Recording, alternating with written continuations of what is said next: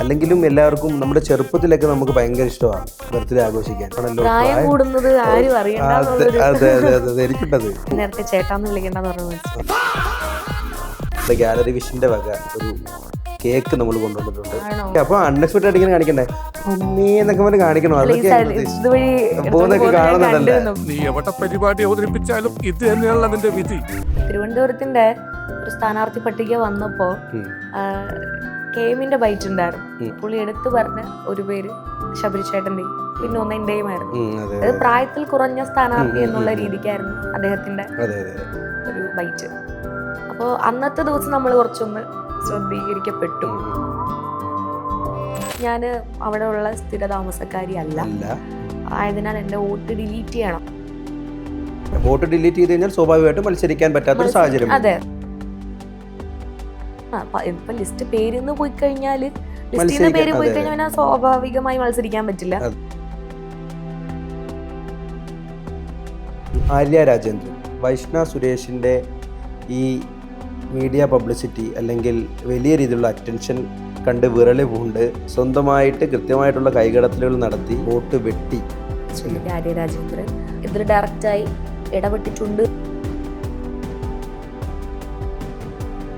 ഇങ്ങനെ L D F പരാജയപ്പെടുമ്പോൾ വിജയിക്കുന്നത് BJP ആണ്. ഇത് മതേതരത്വം പരാജയപ്പെടുന്നു, വർഗീയത വിജയിക്കുന്നു എന്നുള്ളൊരു കോൺസെപ്റ്റും കൂടെ അതിലേക്ക് വരികയാണ്. BJP അധികാരത്തിലേക്ക് വരുന്നൊരു സാഹചര്യം തടയിടാൻ കോൺഗ്രസിനെ കൊണ്ട് സാധിച്ചില്ല. ഇവിടെ എന്തുകൊണ്ട് കോൺഗ്രസിന് വിജയിക്കാൻ പറ്റുന്നില്ല? വർഗീയത ആയിരിക്കാൻ സാധ്യത. കാരണം മറ്റവരെ ആളുകൾക്ക് ഓൾമോസ്റ്റ് മടുത്തു. ആളുകൾ അത് ചിലപ്പോൾ മാറി ചിന്തിച്ചിട്ടുണ്ടാവാം. ബദൽ എന്ന രീതിയിൽ എന്തുകൊണ്ട് കോൺഗ്രസിന് വരാൻ സാധിക്കുന്നില്ല?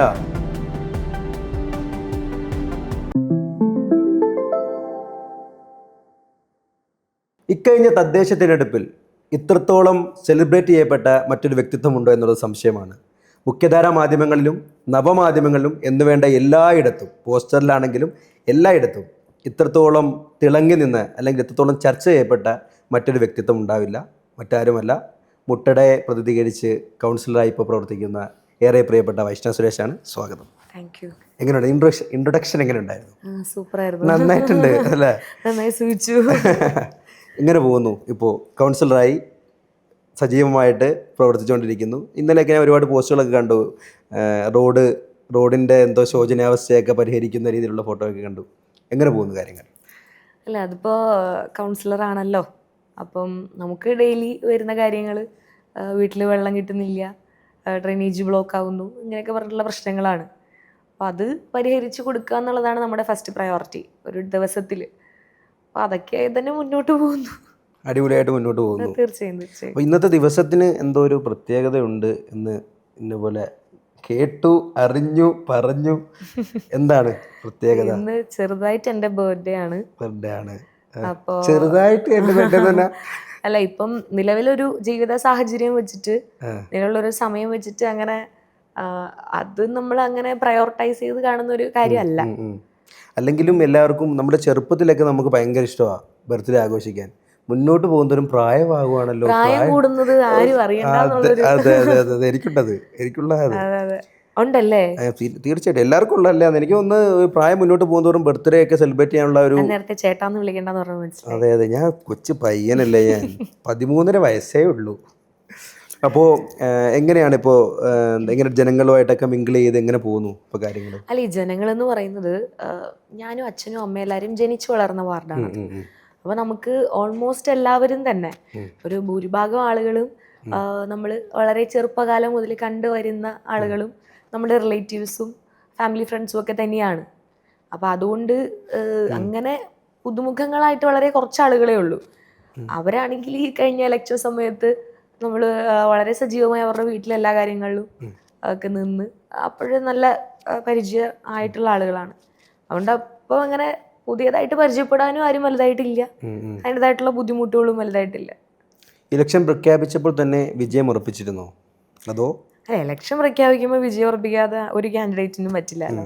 പിന്നെ ഒരു ലാസ്റ്റ് സ്റ്റേജ് ഒക്കെ ആയപ്പോൾ നമ്മളോട് എല്ലാവരും പറഞ്ഞു തുടങ്ങി, എന്തായാലും ജയിക്കും, മോള് ജയിക്കാണ്ട് എന്തായാലും പോവില്ല, നമ്മളെല്ലാവരും പ്രാർത്ഥിക്കുന്നുണ്ട്, നമ്മളെല്ലാവരുടെയും വോട്ട് മകൾക്കാണ് എന്നൊക്കെ പറഞ്ഞു തുടങ്ങി.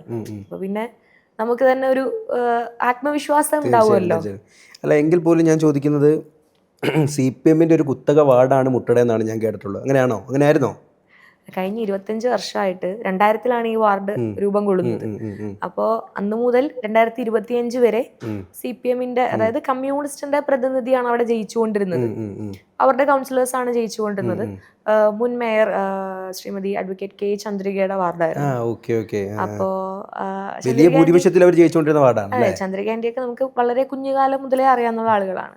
അപ്പോൾ അതിന്റെ ഒരു അതുകൊണ്ടാണ് ഇത് ഈ പറയുന്ന പോലെ ഇടതുപക്ഷ കോട്ട എന്നൊക്കെ പറയുന്നത് ആളുകൾ.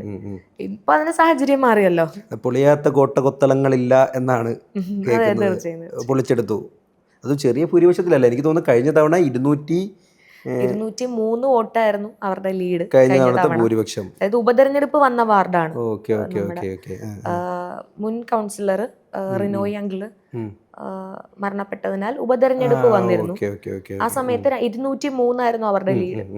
അപ്പൊ നമ്മുടെ ലീഡ് 397ആണ്. അങ്ങനെ പറയുമ്പോൾ ഏകദേശം 500 വോട്ടിന്റെ ഭൂരിപക്ഷമാണ് അല്ലെ. 200 കടന്ന് 300-ലേക്കാണ് നമ്മൾ. അതായത് 200 ലീഡ് എന്ന് പറയുന്ന ആദ്യം നമ്മൾ മറികടക്കുക എന്നുള്ള ഒരു ടാസ്ക് ഉണ്ട്. അതിനുശേഷം അത് 390 എന്ന് പറയുന്നത് വലിയ ഭൂരിപക്ഷത്തിലേക്ക് കൂടെ എത്തിക്കുക എന്ന് പറഞ്ഞാൽ അത് ചെറിയൊരു വിജയമല്ല. അപ്പോൾ എന്താണെങ്കിലും നമ്മൾ ബർത്ത്ഡേ ഒക്കെ ആയിട്ട് ഞങ്ങളുടെ ഗാലറി വിഷന്റെ വക ഒരു കേക്ക് നമ്മൾ കൊണ്ടുവന്നിട്ടുണ്ട്. വളരെ സന്തോഷത്തോടു കൂടി. അപ്പോൾ അൺഎക്സ്പെക്ടഡ് ആയിട്ട് ഇങ്ങനെ കാണിക്കണ്ടേ, അമ്മേ എന്നൊക്കെ പറഞ്ഞ് കാണിക്കണോ? അതൊക്കെ പോകുന്നൊക്കെ കാണുന്നുണ്ടല്ലോ. അല്ലേലും നമ്മൾ എവിടെ പരിപാടി അവതരിപ്പിച്ചാൽ ഇതാ അവസ്ഥ. ഞങ്ങൾ രാഷ്ട്രീയക്കാർക്ക് അഭിനയിച്ച വലിയ ശീലമില്ലാത്തതുകൊണ്ട് അഭിനയിക്കാൻ ബുദ്ധിമുട്ടാണ്. എന്റെ പൊന്നേ, വെച്ചോളൂ 25 വയസ്സായല്ലേ? അത് പറയുമ്പോ ഒരു സന്തോഷമില്ലല്ലോ. അല്ല, ഈ ബർത്ത്ഡേ ദിവസം പ്രായം പറയരുത് എന്നാണ് പണ്ട് സ്കൂളിലൊക്കെ പഠിക്കുന്ന സമയത്ത് അതാര് പറഞ്ഞു? ഞങ്ങൾ കേട്ടിട്ടില്ലല്ലോ. പിന്നെ താങ്കളുടെ ഒരു സന്തോഷത്തിന് വേണമെങ്കിൽ പറയാം, ഇന്നു മുതൽ താങ്കളുടെ അതേ പ്രായത്തിലേക്ക് എത്തിയിട്ടുണ്ട്. അതെ. അല്ല, ഞാൻ 26. ഈ സെപ്റ്റംബർ 21 26 വയസ്സായി. ഒരു ശക്കലം മൂത്തതാണെന്നേ ഉള്ളൂ. അപ്പൊ ചേട്ടാ എന്നൊന്നും വിളിക്കരുത്, വളരെ വിഷമാണത്. അപ്പോ ബർത്ത്ഡേകളൊക്കെ എങ്ങനെയായിരുന്നു?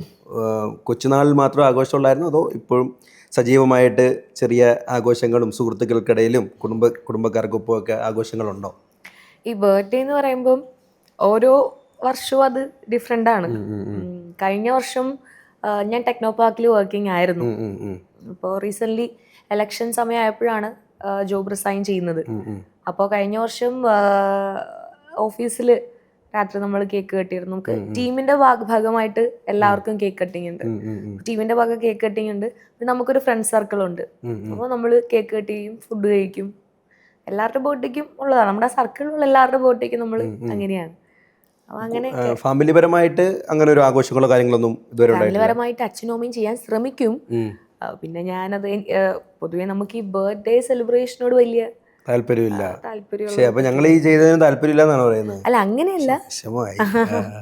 അങ്ങനെയല്ല, പൊതുവെ അങ്ങനെ അവര് ഡ്രസ്സ് എടുത്തു തരും, അങ്ങനെയൊക്കെ നമ്മൾ പുറത്തു പോവും. പിന്നെ അമ്മയുടെ എൻ്റെ ബർത്ത്ഡേ ഏറെക്കുറെ അടുത്തടുത്താണ്. അമ്മ December 25th ആണ്. അപ്പൊ അന്ന് നമ്മള് വെട്ടുകാട് പള്ളിയിൽ എല്ലാ വർഷവും പോവും, ക്രിസ്മസിന്റെ അന്നും കൂടെ ആയതുകൊണ്ട്. അപ്പൊ അങ്ങനെയൊക്കെ. അപ്പോ ക്രിസ്ത്യൻ സമുദായ അംഗമാണോ? സമുദായം വെച്ച് നോക്കുകയാണെങ്കിൽ ഹിന്ദുവാണ്. പക്ഷെ എന്നാലും നമ്മൾ പള്ളിയിലൊക്കെ പോവാ. മതമൈത്രി അല്ലേ? മതമൈത്രി എന്നുള്ള രീതിയിൽ. അപ്പോൾ സ്വാഭാവികമായിട്ടും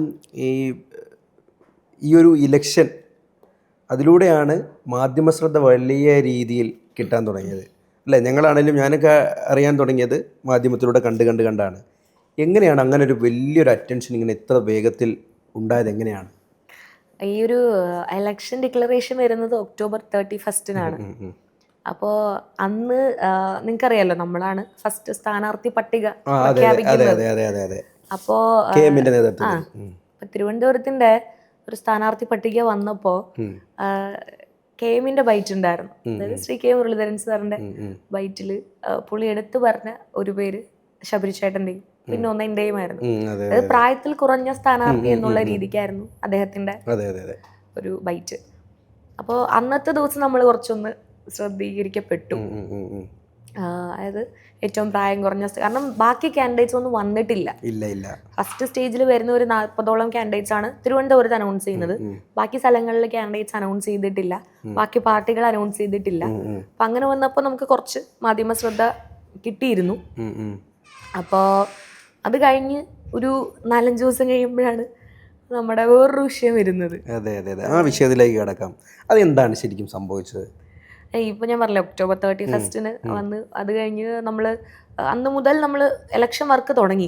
സ്ഥാനാർത്ഥി പട്ടിക പബ്ലിഷ് ചെയ്തു. അന്ന് അല്ല, ഈ സ്ഥാനാർത്ഥി പട്ടിക വരുന്നതിന് മുമ്പ് തന്നെ അറിയിച്ചിരുന്നോ ഇന്ന പോലെ വൈഷ്ണ മത്സരിക്കേണ്ടി വരും, സാധ്യതയുണ്ട്, നമ്മൾ പരിഗണിക്കുന്നുണ്ട്, മുട്ടടയിലേക്ക് പരിഗണിക്കുന്നുണ്ടെന്ന് ആരെങ്കിലും വിളിച്ചു പറഞ്ഞിരുന്നോ? ഇപ്പോൾ ഒരു ഇലക്ഷൻ പ്രോസസ്സ് എന്ന് പറയുമ്പം ഒരു കാൻഡിഡേറ്റിനെ അനൗൺസ് ചെയ്യുന്നതിന് മുമ്പ് ബാക്കിയുള്ള പാർട്ടികളുടെ കാര്യം നമുക്കറിയില്ല. നമ്മുടെ പാർട്ടിയുടെ ഒരു സിസ്റ്റം എന്ന് പറഞ്ഞാൽ വാർഡ് കമ്മിറ്റി മുതൽ പേരുകൾ സജസ്റ്റ് ചെയ്യാനുള്ള ഓപ്ഷൻ എല്ലാവർക്കും അവൈലബിൾ ആണ്.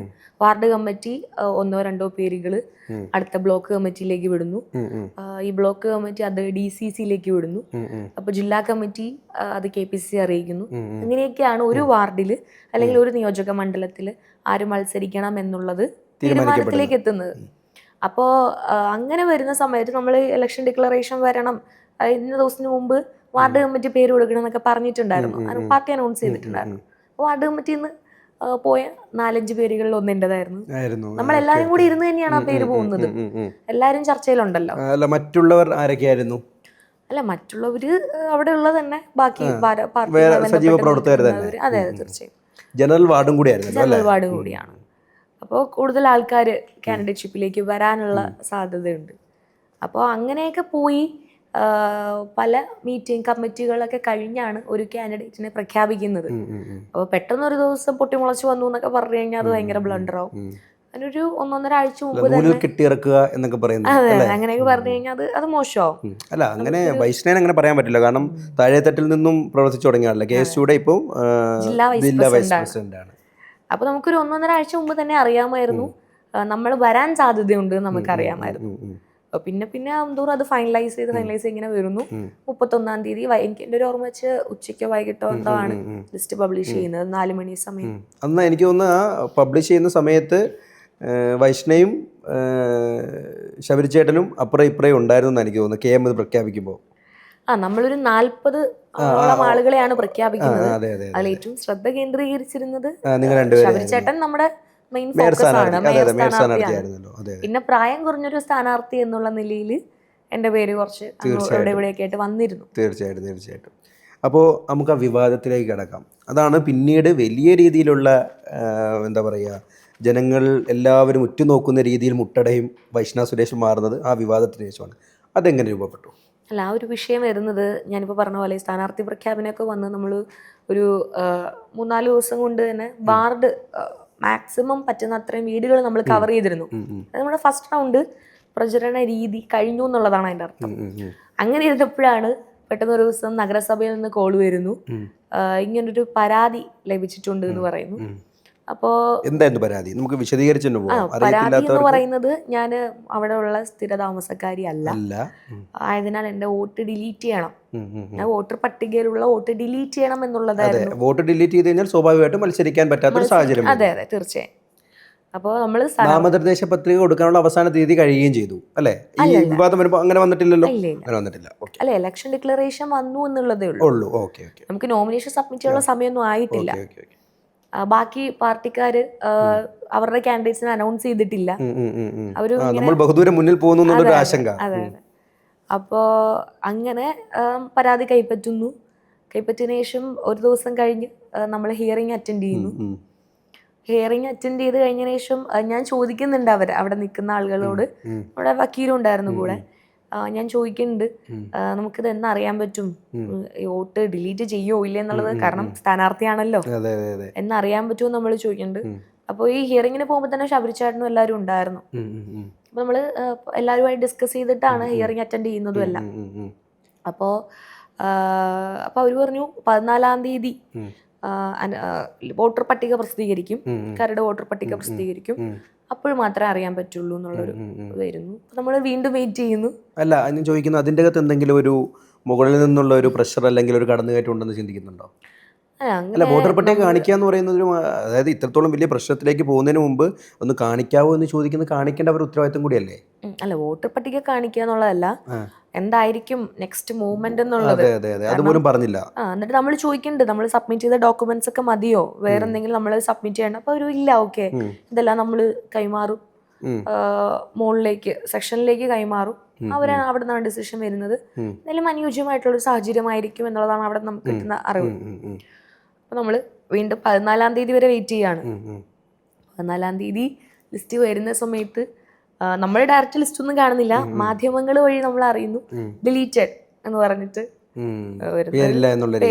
പേര് ഡിലീറ്റ് ചെയ്തു എന്നുള്ളൊരു രീതിയിലാണ്. പിന്നെ അങ്ങോട്ട് ഒരു നിയമ പോരാട്ടത്തിലൂടെ പിന്നീട് എന്താണ് അടുത്തടുത്ത മൂവ്മെന്റുകൾ എന്തായിരുന്നു? ഇപ്പൊ ലിസ്റ്റ് പേരിന്ന് പോയി കഴിഞ്ഞാൽ ലിസ്റ്റിന്ന് പേര് പോയി കഴിഞ്ഞാൽ സ്വാഭാവികമായി മത്സരിക്കാൻ പറ്റില്ല, വോട്ട് പോലും ചെയ്യാൻ പറ്റില്ല. അപ്പൊ നമ്മള് എന്റെ കേസ് വാദിച്ചത് ശ്രീ ജോർജ് പൂന്തോട്ടം സാറായിരുന്നു, ഹൈക്കോടതി ആണ് പുള്ളി. പിന്നെ ഇവിടെയുള്ള കാര്യങ്ങളെല്ലാം നോക്കിയത് മൃദുലായിട്ടായിരുന്നു. ഈ ജോർജ് പൂന്തോട്ടം സാർ എന്ന് പറയുന്നത് എനിക്ക് തോന്നുന്നു ദിലീപിന്റെ കേസ് ഇടയ്ക്കൊന്ന് വാദിക്കാൻ, അല്ല ദിലീപിന്റെ രാഹുൽ മാങ്കൂട്ടത്തിന്റെ കേസ് വാദിച്ച വ്യക്തിയല്ലേ ജോർജ് പൂന്തോട്ടം? പുള്ളി എനിക്ക് തോന്നുന്നത് കോൺഗ്രസ് അനുഭാവിയും കൂടിയാണ് അല്ലേ? പുള്ളി പഴയ കേസുകാരനായിരുന്നു. അപ്പൊ അതിന്റെ ആ ഒരു വികാരം പുള്ളിക്ക് നമ്മളോടുണ്ട്, ഒരു പഴയ കേസുകാരൻ എന്നുള്ളൊരു. ഫീസ് പോലും മേടിക്കാതെ കേസ് വാദിച്ചു എന്ന് ഞാൻ കേട്ടു. ശരിയാണോ? ശരിയാണ്, ഞാൻ തന്നെയാണ് അത് പറഞ്ഞത്. എന്റെ തന്നെ ബൈറ്റായിരുന്നു അത്. അപ്പോ പുള്ളിനെ നമ്മൾ കാണാൻ പോവാണ്. അപ്പോൾ ഓൾമോസ്റ്റ് നമ്മൾ ഇങ്ങനെ പ്രതീക്ഷിക്കുന്നുണ്ട് എന്തായാലും വോട്ട് വരാൻ സാധ്യതയില്ല, ഡിലീറ്റഡ് ആയിരിക്കും, കാരണം ഒരു രാഷ്ട്രീയ സാഹചര്യം വെച്ച് അങ്ങനെ ആവണമല്ലോ. അപ്പോ അതുപോലെ തന്നെ വന്നു. ഒരടി അങ്ങോട്ടും ഇങ്ങോട്ടും മാറിയില്ല, അതേപോലെ തന്നെ വന്നു. കാരണം നമ്മൾ ഒപ്പോസിഷൻ പാർട്ടിയാണ്, അപ്പോൾ സ്വാഭാവികമായും നമ്മൾ മത്സരിക്കാതിരിക്കുന്നതാണ് അവർക്കും അനുയോജ്യം. അപ്പോൾ അതേപോലെ തന്നെ വരുന്നു. പിന്നെ നമുക്ക് എങ്ങനെയെങ്കിലും ഇത് വോട്ട് റീആഡ് ചെയ്യണം എന്നുള്ളതാണ്. അപ്പം നമ്മളിവിടെ, കാരണം ഇവിടെ നിന്ന് പ്രഷർ ചെയ്തിട്ട് കാര്യമില്ല. നമ്മൾ അതിനിടയ്ക്ക് കളക്ടറേറ്റുമായി ബന്ധപ്പെടുന്നു. അപ്പം നമുക്ക് വലിയ, കാരണം ഒരുപാട് ലാഗ് ആയി കഴിഞ്ഞാൽ നമുക്ക് നോമിനേഷൻ പോലും കൊടുക്കാൻ പറ്റാത്തൊരു സാഹചര്യം ഉണ്ടാവും. അപ്പോൾ നമ്മൾ ഡയറക്റ്റ് ഹൈക്കോടതിയിലേക്ക് മൂവ് ചെയ്യാം എന്നുള്ളൊരു ഡിസിഷൻ പാർട്ടി തന്നെയാണ് ആ ഡിസിഷൻ നമ്മളോട് അറിയിക്കുന്നതും. അങ്ങനെ ഡയറക്റ്റ് ഹൈക്കോടതിയിലേക്ക് പോകുന്നു, അവിടെ അപ്പീൽ സബ്മിറ്റ് ചെയ്യുന്നു. അപ്പോൾ ഹൈക്കോടതി തീരുമാനം വരുന്നു സംസ്ഥാന ഇലക്ഷൻ കമ്മീഷനോട്. എന്താണെന്ന് വെച്ചാൽ വിവരം കേൾക്കണം, മത്സരിപ്പിക്കാതിരിക്കുന്നത് തെറ്റാണ് എന്ന് ഹൈക്കോടതി ഉത്തരവിടുകയാണ്. അങ്ങനെ പിറ്റേ ദിവസം ഇലക്ഷൻ കമ്മീഷൻ ഹിയറിംഗ് വെക്കുന്നു. അപ്പോൾ ഇലക്ഷൻ കമ്മീഷൻ ഹിയറിംഗിൽ നമ്മൾ 2 പാർട്ടിക്കാരും ഉണ്ട്, പരാതിപ്പെട്ട ആളും ഞാനും ഉണ്ട്, നമ്മുടെ വക്കീലുണ്ട്, എല്ലാവരും ഉണ്ട്. അങ്ങനെ കോർപ്പറേഷൻ ഓഫീസിലെ ഉദ്യോഗസ്ഥരുണ്ട്. കോർപ്പറേഷൻ ഓഫീസിൽ നിന്നാണ് ഈ വോട്ടിന്റെ ഒരു തിരുത്തൽ വന്നിരിക്കുന്നത്. അപ്പോ സംതിങ് റോങ് അല്ല അങ്ങനെ, കാരണം കോർപ്പറേഷൻ ഓഫീസിൽ നിന്നും എന്തെങ്കിലും ഒരു കൈകടത്തിലില്ലാതെ അങ്ങനെ ഒരു വോട്ട് വെട്ടപ്പെടുവോ? അല്ല, ഇതിൽ ഒന്നാമത്തെ കാര്യം കോർപ്പറേഷൻ അതായത് ഈ ഒരു നഗരസഭാ തെരഞ്ഞെടുപ്പില് വോട്ടർ പട്ടിക നഗരസഭ തന്നെ പ്രിപ്പയർ അതാണ്. ബാക്കി നിയമസഭയും ലോക്സഭയൊക്കെ വരുമ്പോഴാണത് സംസ്ഥാന ഇലക്ഷൻ കമ്മീഷനിലേക്കൊക്കെ പോകുന്നത്. അപ്പോൾ നഗരസഭയിലെ ഉദ്യോഗസ്ഥന്മാരില്ലാണ്ട് ആ ഒരു ഹിയറിംഗ് പൂർത്തിയാവില്ല, കാരണം അവരിതിന്റെ പ്രധാന പങ്ക് വഹിക്കുന്ന ആളുകളാണ്. അപ്പോൾ ഇലക്ഷൻ കമ്മീഷൻ നമ്മളെ വളരെ വിശദമായി കേൾക്കുന്നു. 4 മണിക്കൂറോളം നീണ്ട ഹിയറിംഗ് ആയിരുന്നു. അതും വളരെ വാർത്താ പ്രാധാന്യം വന്ന കാര്യമാണ്. 4 മണിക്കൂറോളം നീണ്ടു നിൽക്കുന്ന ഒരു ഹിയറിംഗ് ആയിരുന്നു നമ്മളത്. അങ്ങനെ പിറ്റേ ദിവസമാണോ എനിക്ക് ഓർമ്മയില്ല, പിറ്റേ ദിവസമാണോ എന്തോ ആണ് ഇലക്ഷൻ കമ്മീഷന്റെ ഈ ഒരു ഉത്തരവ് വരുന്നത്, വോട്ട് റീആഡ് ചെയ്യണം എന്നുള്ളത്. വലിയ ആഘോഷം.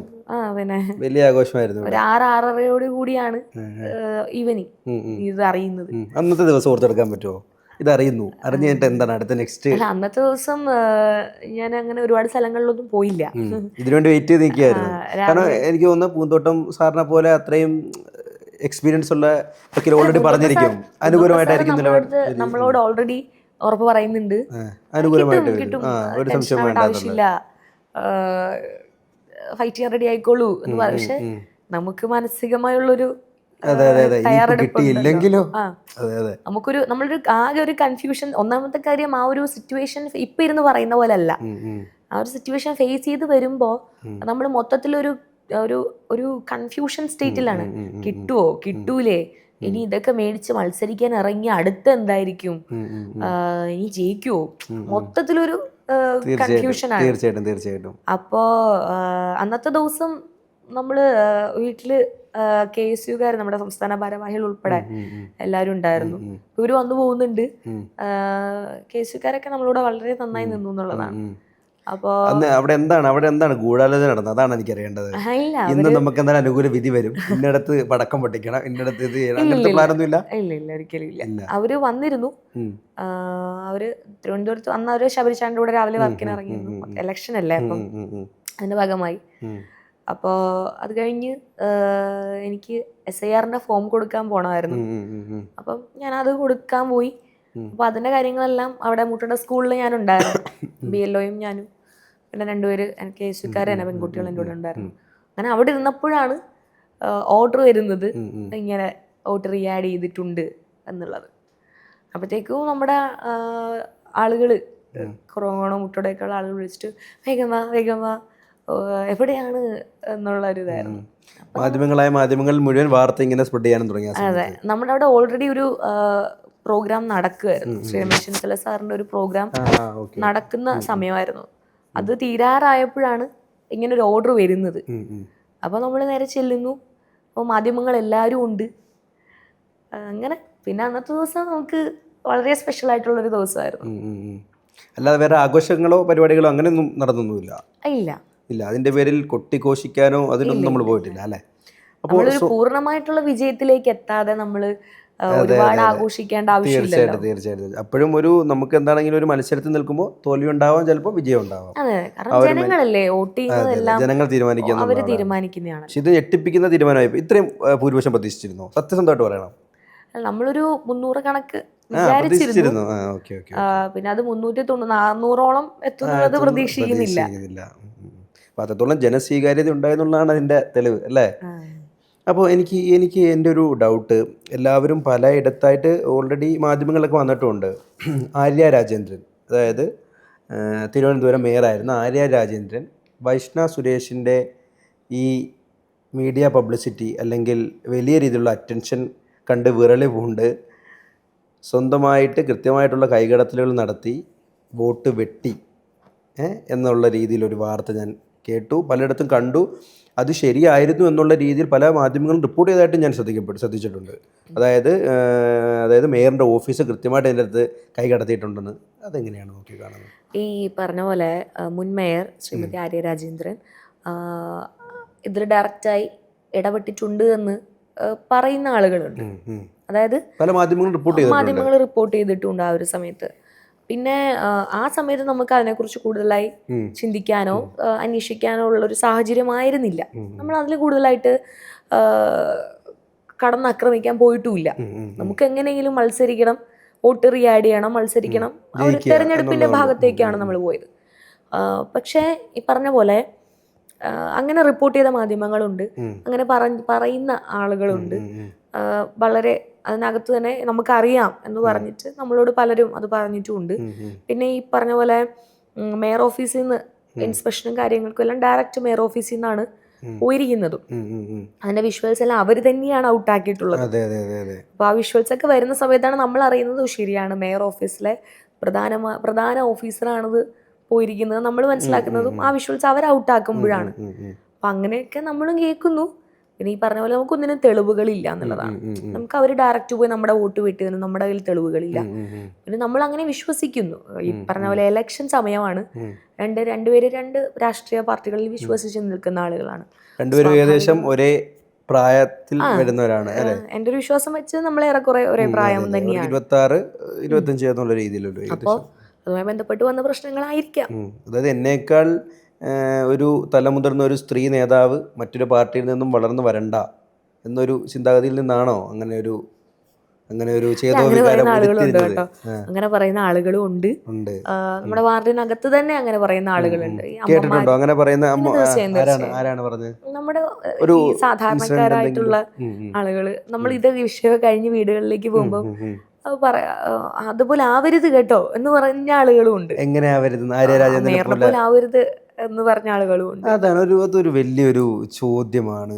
ഈ LDFന്റെ ഈ വലിയൊരു പരാജയത്തിന് മേയർ ആര്യ രാജേന്ദ്രൻ്റെ പ്രവർത്തനത്തിൻ്റെ മോശം ഒരു വശം കൊണ്ടാണ് ഇത്രയും വലിയൊരു പരാജയം ഉണ്ടായെന്നുള്ളത് പൊതുവെ എല്ലായിടത്തും കേൾക്കുന്നു. 1-2 ഇടത്തല്ല, ജനങ്ങൾ പറയുന്നു. ഈ പാർട്ടിക്കുള്ളിൽ തന്നെ വിമർശനം ഉണ്ടാകുന്നു, ഏരിയ കമ്മിറ്റികളിൽ വിമർശനം ഉണ്ടാകുന്നു, അതുപോലെ സംസ്ഥാന കമ്മിറ്റിയിൽ വിമർശനം ഉണ്ടാകുന്നു, ജില്ലാ കമ്മിറ്റിയിൽ വിമർശനം ഉണ്ടാകുന്നു. മാധ്യമങ്ങൾ മുഴുവൻ റിപ്പോർട്ട് ചെയ്യുന്നു. എന്താണ് അല്ലെ ഇപ്പം ഈ പറഞ്ഞല്ലോ അവരുടെ സത്യസന്ധമായി തന്നെ അവരുടെ തന്നെ ഏരിയ കമ്മിറ്റിയിലും ജില്ലാ കമ്മിറ്റിയിലും എല്ലാം വിമർശനങ്ങൾ ഓൾറെഡി വന്നിട്ടുണ്ട്. അതെ അതെ അതെ അതെ അപ്പോൾ ഒരു വ്യക്തിക്കെതിരെ അത്രമാത്രം വിമർശനങ്ങൾ അവരുടെ തന്നെ ഭാഗത്തു നിന്ന് വരണമെങ്കിൽ എന്തെങ്കിലുമൊക്കെ ഇന്റേണൽ ഇഷ്യൂസ് ഉണ്ടാവാം. പിന്നെ ചിലപ്പോൾ നമ്മൾ മറ്റൊരു സൈഡ് നോക്കുമ്പോൾ ആ വ്യക്തിയെ മാത്രം നമ്മൾ കുറ്റം പറയാമോ എന്നുള്ളൊരു ഇതുകൂടെ നമ്മൾ ആലോചിക്കണം. കാരണം അവരൊരു പാർട്ടി സിസ്റ്റം നിലവിൽ പോകുന്നത് ഏത് രീതിക്കാണ് എന്നുള്ളത്. കാരണം ഒരു കാര്യം ചോദിച്ചപ്പോൾ ബഹുമാനപ്പെട്ട മുഖ്യമന്ത്രി ആയാൽ പോലും എല്ലാ കാര്യങ്ങളിലും നന്നായി റെസ്പോണ്ട് ചെയ്യുന്നില്ല എന്നുള്ള പരാതികൾ വരുന്നുണ്ട്. അപ്പോൾ ക്ലിയർ ആയില്ല എങ്ങനെ മുഖ്യമന്ത്രി ഇപ്പൊ ബഹുമാനപ്പെട്ട മുഖ്യമന്ത്രി ആയാൽ പോലും നിങ്ങൾ തന്നെ ചോദിക്കുന്ന കാര്യങ്ങൾക്ക് പലപ്പോഴും വ്യക്തമായി മറുപടി നൽകുന്നില്ല എന്നുള്ളതാണ്. അത് നിങ്ങൾ തന്നെ ഭാഗത്തുനിന്ന് വരുന്ന പരാതിയാണ്. അപ്പോ അങ്ങനെയുള്ള സാഹചര്യം വരുമ്പോ അവരുടെ ഒരു പാർട്ടി സിസ്റ്റത്തിന്റെ ചട്ടക്കൂടുകൾക്കുള്ളിൽ നിന്നുള്ള പ്രവർത്തനങ്ങൾ കൊണ്ടാകാം ചിലപ്പോൾ ഇങ്ങനെ വന്നത്. അപ്പോൾ നമുക്കത് പ്രോപ്പറായി വിലയിരുത്താൻ നമുക്ക് ബുദ്ധിമുട്ടാണ്. ചിലപ്പോൾ വ്യക്തിയുടെ പ്രശ്നം കൊണ്ടാവാം, ചിലപ്പോൾ അവരുടെ പാർട്ടി സംവിധാനങ്ങളുടെ കുഴപ്പം കൊണ്ടാകാം. നമ്മളത് ആരെയും കണ്ണടച്ച് കുറ്റം പറയുന്നതിലേക്ക് എനിക്ക് പേഴ്സണലി വലിയ താല്പര്യമില്ലാത്തൊരു കാര്യമാണ്. പിന്നെ എന്തെങ്കിലുമൊക്കെ ഇന്റേണൽ ഇഷ്യൂസും ഉണ്ടാകാം. കാരണം അവർക്കകത്ത് തന്നെ അവരുടെ ആ ഒരു സർക്കിളിനകത്ത് തന്നെ വളരെ വലിയ വിമർശനങ്ങൾ വരുന്നൊരു സമയമാണ്. നമ്മൾ ഡെയിലി അത് കാണുന്നുണ്ട് ന്യൂസിലൂടെ. അപ്പൊ എന്തെങ്കിലുമൊക്കെ പ്രശ്നങ്ങൾ ഉണ്ടാകുമായിരിക്കും. അല്ല എങ്കിൽ പോലും ഈ നഗരസഭയ്ക്കുള്ളിൽ ജീവിക്കുന്ന ഒരു വ്യക്തി എന്ന രീതിയിൽ ഈ കഴിഞ്ഞ 5 വർഷം കൃത്യമായിട്ട് സ്കൂട്ടം ചെയ്ത ഒരു ഭരണ സംവിധാനമാണ് മേയർ രാജേന്ദ്രൻ്റെ. അപ്പോൾ ഈ രാജേന്ദ്രൻ്റെ ഈ ഇത്തരത്തിലുള്ള ഈ പ്രവർത്തനങ്ങൾ എന്തായാലും നേരിട്ട് കണ്ടുകൊണ്ടിരുന്ന ആളാണല്ലോ. നമുക്ക് വ്യക്തിപരമായിട്ട് ഒരു വ്യക്തിനെ ആക്ഷേപിക്കേണ്ട, എന്നിരുന്നാൽ പോലും ഇത്രത്തോളം മനുഷ്യന് ഇഷ്ടമില്ലാത്ത രീതിയിലേക്ക് അത് മാറണമെങ്കിൽ, അതായത് കൃത്യമായിട്ട് വ്യക്തികളോട് സംസാരിക്കുന്നതിൽ പ്രശ്നങ്ങളുണ്ട്, അതുപോലെ ഒരു തലക്കനമാണ്, താൻ എന്തോ ആയിപ്പോയി എന്നുള്ളൊരു ചിന്താഗതിയിലാണ് നടക്കുന്നത് എന്നുള്ള രീതിയിലൊക്കെയാണ് ഞാൻ കേട്ടത് കേട്ടോ. ഇവിടെ പലയിടത്തും നമ്മൾ അന്വേഷിക്കുമ്പോഴും അങ്ങനെ തന്നെയാണ് പലരും പറയുന്നത്. അതൊക്കെ അങ്ങനെയായിരുന്നോ? ഇതൊക്കെ തന്നെയാണ് നമ്മളോടും പറയുന്നത്. എന്ന് വെച്ചാൽ ഇപ്പോ കഴിഞ്ഞ മേയറുടെ, അതായത് കഴിഞ്ഞ കൗൺസിലിരുന്ന കൗൺസിലർമാർ നമ്മുടെ കൂടെ ഇത്തവണയും കൗൺസിലുണ്ട്. നമ്മുടെ തന്നെ ഒരു 4 പേര് മുൻ കൗൺസിലിരുന്ന ആളുകളാണ്. അപ്പോൾ അവരൊക്കെ പറയുന്ന പരാതി എന്ന് പറഞ്ഞാല് ഒരു കാര്യം പോയി പറഞ്ഞാൽ അത് കേൾക്കാനുള്ള മനസ്സ് പോലും കാണിച്ചിരുന്നില്ല. ഒരു കൗൺസിലർ പോയി പറയുന്ന കാര്യങ്ങൾ പോലും കേൾക്കാനുള്ള മനസ്സ് കാണിച്ചിരുന്നില്ല അവര് പറയുന്നു. എനിക്ക് ഡയറക്റ്റ് അറിയില്ല, കാരണം ഞാൻ നേരത്തെ കൗൺസിലർ ആയിരുന്നില്ല. പിന്നെ ഈ പറഞ്ഞ പോലെ ഒരു ബസ് ഡ്രൈവറിന്റെ ഇഷ്യൂ, അതൊക്കെ സാധാരണക്കാരായിട്ടുള്ള നമ്മളൊക്കെ ആ സമയത്ത് പഠിച്ചുകൊണ്ടിരിക്കുന്ന സമയമാണ്. അപ്പോൾ നമുക്ക് തന്നെ ന്യൂസ് കാണുമ്പോൾ നമുക്ക് തന്നെ തോന്നിയിട്ട് എന്താ ഇവർ ഇങ്ങനെ കാണിക്കുന്നത്.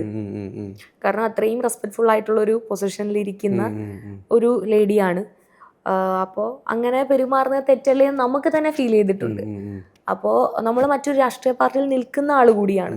അപ്പോൾ വീട്ടിലിരിക്കുന്ന വളരെ സാധാരണക്കാരായിട്ടുള്ള അമ്മമാർക്കും സഹോദരങ്ങൾക്കും ഒക്കെ തോന്നുന്നത് ഇതിനേക്കാൾ അപ്പുറം വലിയ ഫീലിങ്സ് ആയിരിക്കാം. ഇതൊക്കെ കൊണ്ട് തന്നെ ആയിരിക്കാം, ഇത്തരം കാര്യങ്ങൾ കൊണ്ട്, ഇത്രയും റീസൺസ് കൊണ്ടായിരിക്കാം ഒരു പക്ഷേ ഇത്രയും വലിയ ഒരു നെഗറ്റീവ് സെൻസിൽ ആളുകൾ എടുക്കുന്നത്.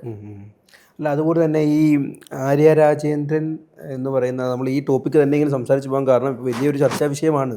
എങ്ങനെ എൽ ഡി എഫ് പരാജയപ്പെടുമ്പോൾ വിജയിക്കുന്ന BJP ആണ്.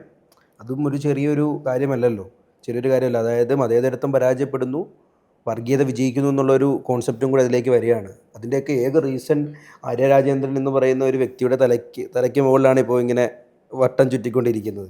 അതുകൊണ്ടാണ് ഇത്തരത്തിലുള്ള ചോദ്യങ്ങൾക്ക് വളരെ രീതിയിലുള്ള പ്രസക്തി ഉണ്ടാകുന്നത്. അതുപോലെ തന്നെ ഉള്ളൊരു വളരെ പ്രധാനപ്പെട്ടൊരു ചോദ്യമാണ് ഈ രാജേന്ദ്രൻ അതുപോലെ സച്ചിൻ ദേവ് ഈ വിവാഹത്തിന് ശേഷമാണ് രാജേന്ദ്രൻ്റെ സമീപനത്തിൽ മാറ്റം വന്നതെന്ന് ഒരു പക്ഷേ. അതുപോലെ തന്നെ എനിക്കൊരു വളരെ സീരിയസ് ആയിട്ട് തന്നെ ചോദിക്കേണ്ട കാര്യം, ഏതെങ്കിലും ഈ ഭരണപക്ഷത്തുള്ള കൗൺസിലർമാർ ഇത്തരത്തിലുള്ള അഭിപ്രായങ്ങൾ പറഞ്ഞിട്ടുണ്ടോ? അതായത് ഞങ്ങൾ ഒരു കാര്യം സംസാരിക്കാൻ പോകുമ്പോൾ കൃത്യമായിട്ട് കേൾക്കുന്നില്ല, താനെന്തോ വലിയ പുള്ളിയാണെന്നുള്ളൊരു ചിന്താഗതിയാണ് അതിന് പറഞ്ഞിട്ടുണ്ട്. ഒന്നാമത്തെ കാര്യം, ഈ ഭരണപക്ഷത്തുള്ള കൗൺസിലർമാർ നമ്മളെടുത്ത് ഇത്തരം പരാതികളൊന്നും വന്ന് പറയില്ല. കാരണം നമ്മൾ പ്രതിപക്ഷത്തിരിക്കുന്ന ആളുകളാണ്. അല്ലെങ്കിൽ പോലും ഒരു ചർച്ചകളിലോ അങ്ങനെയൊന്നും വന്നിട്ടില്ല, അങ്ങനെ സംസാരിച്ചതിനെക്കുറിച്ച് ഒരു അറിവ് എനിക്കില്ല. ഇല്ല. അപ്പോൾ ഇത് തന്നെയാണ് പ്രധാനപ്പെട്ട വിഷയം. അപ്പം രാജേന്ദ്രൻ്റെ പ്രവർത്തന മണ്ഡലത്തിലുള്ള ഒരു പരാജയം എന്താണെങ്കിലും കൺഫേം ആയിരുന്നു. അതുകൊണ്ട് തന്നെയാണ് റിസൾട്ടാണ് നമുക്ക് കഴിഞ്ഞ തദ്ദേശ തെരഞ്ഞെടുപ്പിൽ നമ്മൾ കണ്ടത്. ഈ തിരുവനന്തപുരം ജില്ലയിൽ പ്രത്യേകിച്ച് ഈ നഗരസഭയിൽ എങ്ങനെയാണ് BJP ഇത്രത്തോളം പേരോട്ടം ഉണ്ടാകുന്നത്, ചിന്തിച്ചിട്ടുണ്ടോ? അല്ല, അത് ഈ BJPക്ക് ഇപ്പം നമ്മൾ ഈ ഒരു BJP പിടിച്ച 50ഓളം സീറ്റുകളിൽ അവരെനിക്ക് തോന്നുന്നു അവർ പ്രൊഡക്റ്റ് ചെയ്ത പോലും 35ഓളം സീറ്റുകളാണ്.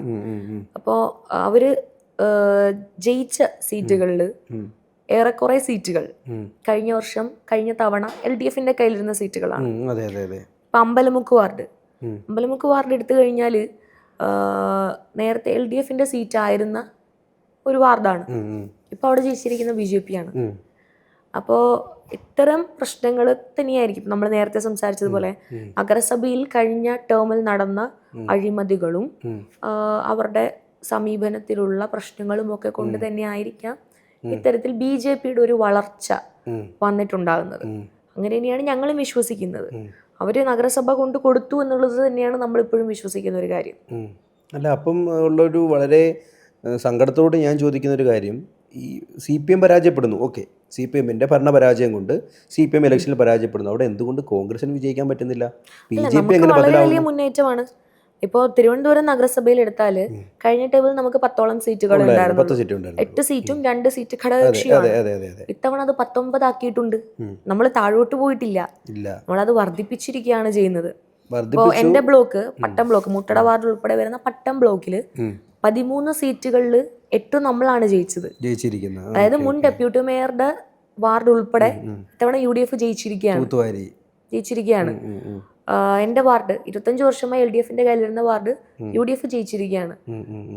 തൊട്ടപ്പുറത്തെ വാർഡ് കേശവദാസപുരം വാർഡ് LDFന്റെ കയ്യിലിരുന്ന വാർഡ് ഇത്തവണ നമ്മൾ തിരിച്ചു പിടിച്ചിരിക്കുകയാണ്. അപ്പൊ ഇങ്ങനെ ഒരുപാട് മുന്നേറ്റം UDFന് വരുത്താനായിട്ട് സാധിച്ചിട്ടുണ്ട്. അല്ല, അതൊക്കെ മുന്നേറ്റം ഉണ്ടായിട്ടില്ല എന്നും നമ്മൾ വാദിക്കുന്നില്ല. സ്വാഭാവികമായിട്ട് ഈ തദ്ദേശ തെരഞ്ഞെടുപ്പിൽ ഒരു UDF ട്രെൻഡ് ഉണ്ടായി, അതുമായിട്ട് ബന്ധപ്പെട്ട് എല്ലായിടത്തും ഒരു മാറ്റം സംഭവിച്ചു എന്നുള്ളതിൽ കവിഞ്ഞ് BJP അധികാരത്തിലേക്ക് വരുന്നൊരു സാഹചര്യം തടയിടാൻ കോൺഗ്രസിനെ കൊണ്ട് സാധിച്ചില്ല എന്നുള്ളത് ഒരു കാരണം. CPM പരാജയപ്പെടുമ്പോൾ അവിടുത്തെ എന്നും സെക്കൻഡ് പാർട്ടി എന്ന രീതിയിൽ വർഷങ്ങളായിട്ട് UDF LDF മത്സരം നടക്കുന്ന കേരളത്തിൽ ഇന്ന് മറ്റൊരു ബദലായി BJP ഉയർന്നു വരികയാണ്. BJP വളരെ സിമ്പിളായിട്ട് 50 സീറ്റിലേക്ക് കടന്നു ചെന്ന് വിജയിച്ച് ഇപ്പോൾ ഇതാ മേയറായിട്ട് VV രാജേഷ് തിരഞ്ഞെടുക്കപ്പെട്ടും കഴിഞ്ഞു. അതൊരു ചെറിയ നിങ്ങളുടെ കൂടെ പരാജയമാണ് നിങ്ങൾ അംഗീകരിക്കുന്നുണ്ടോ? അതായത് എല്ലാം LDFന്റെ തലയ്ക്ക് വെക്കാതെ നമ്മുടെ ഭാഗത്തും ഭരണപരാജയം അല്ലെങ്കിൽ നമ്മുടെ ഭാഗത്തും കൃത്യമായിട്ട് സംഘടനാ സംവിധാനങ്ങളുടെ കുറവ് മൂലമാണ് സംഭവിക്കുന്നത് കരുതുന്നുണ്ടോ? നമുക്ക് ഈ തിരുവനന്തപുരം ജില്ലയിൽ മാത്രമാണ് ഇത്തരത്തിലുള്ളൊരു പ്രശ്നം വരുന്നത്. പക്ഷേ ശ്രീ K മുരളീധരൻ സാറിന്റെ മേൽനോട്ടത്തിലാണ് സ്ഥാനാർത്ഥി പട്ടിക വരുന്നത്. അത് തികച്ചും സക്സസ് ആയി എന്ന് തന്നെയാണ് നമ്മൾ എല്ലാവരും വിശ്വസിക്കുന്നത്. കാരണം നമുക്ക് ഇത്രയും സീറ്റുകൾ വർദ്ധിപ്പിക്കാൻ സാധിച്ചിട്ടുണ്ട്. ഒന്ന്, പിന്നെ ഇപ്പൊ BJPയുടെ ഈ പറഞ്ഞ പോലെ BJP സീറ്റുകൾ വർദ്ധിപ്പിച്ചതിനെ കുറിച്ച് പറയുമ്പോൾ BJP വർദ്ധിപ്പിച്ച സീറ്റുകളിൽ ഭൂരിഭാഗവും LDFന്റെ സീറ്റുകളാണ്. അപ്പൊ അവിടെയുള്ള ആളുകളുടെ മനസ്സിലേക്ക് വന്നിരിക്കുന്ന ഒരു ഇഞ്ചക്ഷൻ ടൈപ്പ് ഓഫ് ഒരു ട്രീറ്റ്മെന്റ് തന്നെ, അതായത് ഒരു ഇലക്ഷൻ പ്രചരണ രീതികളായിരിക്കും ചിലപ്പോൾ അതിനെ ബാധിച്ചിരിക്കുന്നത്. വർഗീയത ആയിരിക്കാൻ സാധ്യതയുണ്ട്. കാരണം മറ്റവരെ ആളുകൾക്ക് ഓൾമോസ്റ്റ് മടുത്തു. ആളുകൾ അത് ചിലപ്പോൾ മാറി ചിന്തിച്ചിട്ടുണ്ടാവാം. ബദൽ അപ്പോൾ അത് തന്നെയാണ് ഞാൻ ചോദിക്കുന്നത്, പിന്നെയും ചോദിക്കുന്നതാണ്. അതായത് ബദൽ എന്ന രീതിയിൽ എന്തുകൊണ്ട് കോൺഗ്രസിന് വരാൻ സാധിക്കുന്നില്ല? അല്ല, അത് ഈ ഭൂരിഭാഗം വാർഡുകളിലും നമ്മൾ കഴിഞ്ഞ ടേമിലും 3ാം സ്ഥാനത്തായിരുന്നു. LDF 1ാം സ്ഥാനമായിരുന്നു. പക്ഷെ ഇപ്പൊ വട്ടിയൂർക്കാവ് നിയോജക മണ്ഡലത്തിന്റെ ടോട്ടൽ വോട്ട് കണക്കെടുത്ത് നോക്കിക്കഴിഞ്ഞാൽ ആദ്യം നിൽക്കുന്ന BJPയും 3ാമത് നിൽക്കുന്ന നമ്മൾ തമ്മിൽ വെറും 6000 വോട്ടിന്റെ വ്യത്യാസമേ ഉള്ളൂ. അതൊരു വലിയ ഒരു നിയമസഭ എടുത്ത് നോക്കുമ്പോൾ അതൊരു വലിയ വോട്ട് കണക്കല്ല. 6000 വോട്ട് എന്ന് പറയുന്നത് 3000 വോട്ട് അങ്ങോട്ട് മാറിയാൽ അതെ, തീർച്ചയായും. അപ്പോൾ അത്തരം സാഹചര്യത്തിലൂടെയാണ് ഇന്നത്തെ രാഷ്ട്രീയ സാഹചര്യം പോകുന്നത്. അതുകൊണ്ട് നമുക്ക് അങ്ങനെ BJPയുടെ വളർച്ചയെ കുറിച്ച് വലിയ ടെൻഷനൊന്നും തന്നെ ഇല്ല എന്ന് തന്നെ പറയാം. എനിക്ക് തോന്നുന്നത് പിന്നെ തിരുവനന്തപുരം നഗരസഭ ഞങ്ങൾക്ക് ടെൻഷൻ ഉണ്ട്. ഇത് കാണുന്ന മാധ്യമപ്രവർത്തകർക്കൊക്കെ വർഗീയത ഇങ്ങനെ വിജയിച്ചു വരുന്നതിൽ നല്ല ടെൻഷൻ ഉണ്ട്. അല്ല, അതും ഓക്കെ. തിരുവനന്തപുരം നഗരസഭയിലാണ് അത്തരം ടെൻഷൻ നമുക്ക് വരുന്നത്. പക്ഷെ അവിടെ നമ്മൾ ശക്തമായ പ്രതിപക്ഷമായിരിക്കും എന്നുള്ളത് നമ്മൾ നേരത്തെ തന്നെ മുൻകൂട്ടി പറഞ്ഞ കാര്യമാണ്. മറിച്ച് കേരളത്തിന്റെ കാര്യം എടുത്തു നോക്കുമ്പോൾ നമ്മൾ വളരെ പോസിറ്റീവ് സൈഡിലാണ്. അത്രയും ടെൻഷനേ ഇല്ല. മാത്രമല്ല UDF തരംഗം അത്രമാത്രം ആൾക്കാരിലേക്ക് എത്തി നിൽക്കുന്ന ഒരു സാഹചര്യം കൂടിയാണ്. UDF തരംഗത്തിനിടയിലും BJP ആണ് ഇവിടെ ജയിച്ചതെന്നുള്ളതാണ്. അതെന്താണ് അത് നിങ്ങളത് ഒന്നും കൂടി അത് ഒന്ന് മറ്റ് ശക്തമായിട്ട് ഇപ്പൊ പറഞ്ഞ പോലെ വേരോട്ടമില്ലേ? തിരുവനന്തപുരം ജില്ലയിൽ അല്ലെങ്കിൽ തിരുവനന്തപുരം നഗരസഭയിൽ പോട്ടെ, തിരുവനന്തപുരം ജില്ലയിൽ ഒട്ടാകെ തന്നെ പറയാം, സംഘടനാ സംവിധാനത്തിലും അല്ലെങ്കിൽ എല്ലാ രീതിയിലും കോൺഗ്രസിനൊരു വേരോട്ടം നഷ്ടപ്പെട്ടിരിക്കുന്ന ഒരു സാഹചര്യത്തിലൂടെയാണ് കടന്നു പോകുന്നത്. എനിക്ക് തോന്നുന്നു ആകെ 2 സീറ്റേ ഉള്ളൂന്ന് എനിക്ക് തോന്നുന്നു അല്ലേ? ഒന്ന് വിൻസെന്റ് സാറിന്റെ ഒരു സീറ്റും തിരുവനന്തപുരം നഗരസഭയിൽ ഒരു MLA നമുക്കുള്ളൂ, ഉള്ളൂ. സോറി തിരുവനന്തപുരം ജില്ലയിൽ ഒരു MLA ഉള്ളൂ. അതെ നമുക്കുള്ളൂ. അതെ അതെ. പക്ഷേ ഈ പറഞ്ഞ പോലെ BJP CJP എന്ന് പറയുന്നത്, അതായത് ആ ഒരു അവർ തമ്മിലുള്ള ഒരു അന്തർധാര, അത് നമ്മൾ നേരത്തെ തന്നെ പല തെരഞ്ഞെടുപ്പുകളിലും ആൾക്കാരിലേക്ക് സൂചിപ്പിച്ചിട്ടുണ്ട്, ഓപ്പൺ അപ്പ് ചെയ്ത് നമ്മൾ പറഞ്ഞിട്ടുള്ള കാര്യമാണ്. അത്തരം ഒരു അന്തർധാരയിലൂടെ തന്നെ ആയിരിക്കണം ഇത്തവണ നഗരസഭയിലേക്കും ഇത്തരത്തിലൊരു മുന്നേറ്റം അവർക്ക് വരുത്താൻ സാധിച്ചു. കാരണം ഇപ്പൊ തന്നെ LDF-ന്റെ കയ്യിലിരുന്ന നഗരസഭ, ഇത്രയും വർഷങ്ങളായി അവരുടെ കയ്യിലിരിക്കുന്ന നഗരസഭ ഇന്നും BJP ആണ് ഭരിക്കുന്നത്. എന്നിട്ട് LDF-ന്റെ സൈഡിൽ നിന്ന് പ്രത്യേകിച്ച് യാതൊരുവിധ റെസ്പോൺസും നമ്മളാരും കാണുന്നില്ല. നിങ്ങൾ ശ്രദ്ധിച്ചിരുന്നോ? തീർച്ചയായിട്ടും ഒന്നും കാണുന്നില്ല. ഈ പറഞ്ഞ പോലെ മുൻ മേയറെ പോലും ഓപ്പൺ അപ്പായിട്ട് കുറ്റപ്പെടുത്താൻ പോലും, അല്ലെങ്കിൽ അതിന്റെ കാരണം വ്യക്തമാക്കാൻ പോലും അവരുടെ പാർട്ടി സംവിധാനത്തിന് കഴിയുന്നില്ല എന്നുള്ളൊരു കാര്യമുണ്ട്. അപ്പൊ ഇതൊക്കെ എക്സ്പ്രസ് ചെയ്യുന്നത് എന്താണ്? VK പ്രശാന്ത് വളരെ വ്യക്തമായിട്ട് തന്നെ പറഞ്ഞില്ലേ, ആര്യ രാജേന്ദ്രന്റെ പ്രവർത്തനം അത്ര മികച്ചതായിരുന്നില്ല എന്ന് എനിക്ക് പറഞ്ഞായിട്ടാണ് ഞാൻ പല മാധ്യമങ്ങളിലൂടെ കണ്ടത്. VK പ്രശാന്ത് എന്ന് പറയുന്നത് വട്ടിയൂർക്കാവിന്റെ MLA ആണ്, നിലവിലുള്ള സിറ്റിംഗ് MLA ആണ്. അദ്ദേഹം അല്ലല്ലോ പറയേണ്ടത്, അവരുടെ പാർട്ടി സംവിധാനത്തിലുള്ള ആളുകൾ പറയണ്ടേ.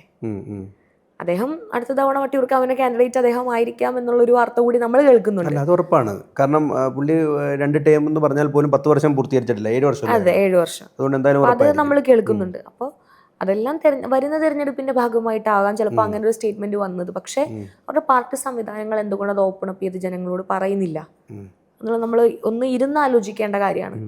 നാളുകളിൽ കേരളം തന്നെ കയ്യിൽ കൊണ്ട് കൊടുക്കേണ്ട ഒരു സാഹചര്യം വന്നു കഴിഞ്ഞാൽ എന്താകും എന്നുള്ളത് നമ്മൾ ആലോചിക്കണം. നമ്മളെ സംബന്ധിച്ചിടത്തോളം കേരളത്തിന്റെ മൊത്തത്തിലുള്ള തദ്ദേശ തെരഞ്ഞെടുപ്പിന്റെ റിസൾട്ട് എടുത്ത് നോക്കുമ്പോൾ നമ്മൾ പോസിറ്റീവാണ്, നമ്മൾ അതിൽ സന്തുഷ്ടരുമാണ്. നമ്മൾ അടുത്ത നിയമസഭാ തെരഞ്ഞെടുപ്പിനെ ഫേസ് ചെയ്യാനുള്ള തയ്യാറെടുപ്പിലുമാണ്. തീർച്ചയായിട്ടും അതിൽ മാറ്റം കൊണ്ടുവരാൻ നിങ്ങൾക്ക് സാധിക്കട്ടെ. കാരണം വർഗീയതയെ തുടച്ചു നിർക്കാൻ എപ്പോഴും മതേതരത്വ ചിന്താഗതിയുള്ള പാർട്ടികൾ, അതിപ്പോൾ CPM ആയിക്കോട്ടെ കോൺഗ്രസ് ആയിക്കോട്ടെ, പരാജയപ്പെടാതിരിക്കട്ടെ എന്നാണ് ഒരു മാധ്യമ പ്രവർത്തകൻ എന്ന രീതിയിൽ എനിക്കൊക്കെ ആശംസിക്കാൻ പറ്റുള്ളൂ, ആഗ്രഹിക്കാൻ പറ്റുള്ളൂ.